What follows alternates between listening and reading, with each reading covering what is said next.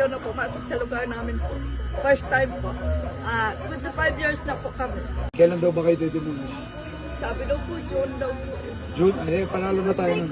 Pag nanalo ko, walang magde-demolish. Bibigyan ko yung mas maayos na kalagayan. Kano miyak? Alam mo naman yung programa ko eh. Kilala mo na ba ako? Yes po. Yung mga ginagawa ko?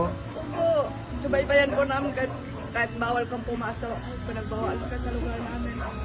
Pumasok pa rin tayo para sa amin. Ano miyak?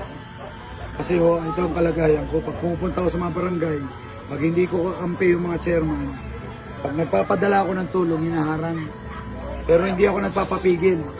Dumidiretso pa rin ako. Opo, salamat po. Kamagalala Ikaw natin. po, mayor na pumasok sa lugar namin po.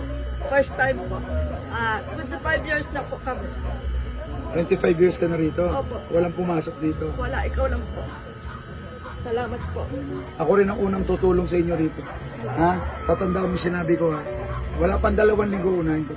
Ha? Ikaw po, maasahan po namin po. Asahan mo Mayor. ko, hindi ko kayo bibigawin. Siyempre po.